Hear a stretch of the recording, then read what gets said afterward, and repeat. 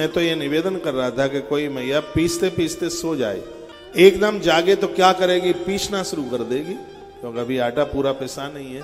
बिल्कुल यही सिद्धांत हमारे और आपके जीवन में, जो काम करते करते हम मौत को प्राप्त होते हैं, अगले जन्म में हम वही काम करना आरंभ कर देते हैं जो पहले छोड़ के आए। अच्छा करके आए तो अच्छे से शुरुआत होती है जिंदगी, यदि घटिया करके आए तो जिंदगी घटिया से शुरू होती है। सीधी सी बात है, गौ सेवा करते करते जाएंगे, अगले जन्म में जन्म से ही गौ ही सेवा पकड़ लेंगे, क्यों जो करके जाएंगे अगले जन्म में वही तो होना है।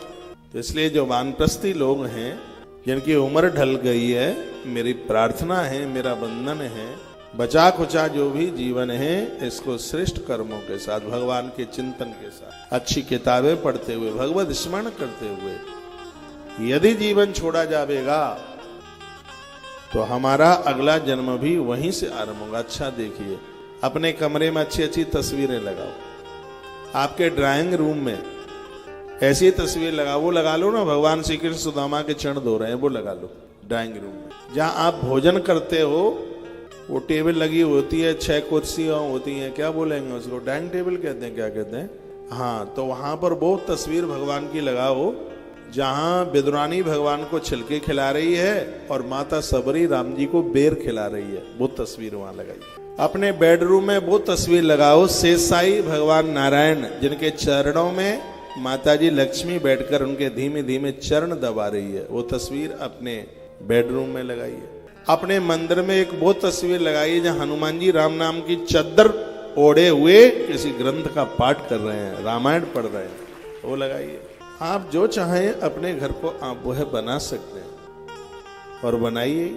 बच्चों का स्टडी रूम है, प्रभु श्री राम जी गुरुदेव वशिष्ठ के यहाँ जब पढ़ रहे हैं, उस समय की बड़ी तस्वीर है, नेट पे आप डालोगे वो निकल आएगा कैलेंडर, वहां लगाइए जहां बच्चे पढ़ते हैं, उस जगह पर कितना अच्छा असर होगा पढ़ने पर। सूर्य भगवान का चक्र वहां लगाइए, सूर्य भगवान 7 घोड़ों के साथ बैठे हुए हैं रथ में, वो लगाइए। देखिए कैसे विद्या दौड़ करके चल करके आती है, कुछ किया जाए तो ठीक होगा। तो मैं निवेदन कर रहा हूं, दम्भहि नाप छलना तो वर्णन किया गया है, कहा गया है कि अन्यथा सतमे वेदम समय दंडो भविष्यति। दम ने सभी लोगों को कहा कि यदि तुम मेरी बात नहीं मानोगे तो मैं तुम्हें दंड दूंगा, मैं तुम्हें दंडित कर दूंगा। इसलिए जितने भी मेरे राज्य में लोग रहते हैं कि सबको भगवान के मंदिर में दिए जलाने होंगे, सबको उपवास करना होगा, व्रत करना पड़ेगा, ये बात कही गई थी।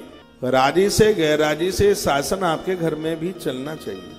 बच्चे एक बार नहीं मानेंगे, 2 बार नहीं मानेंगे, 4 बार नहीं मानेंगे और आखिर में उनको मानना पड़ेगा।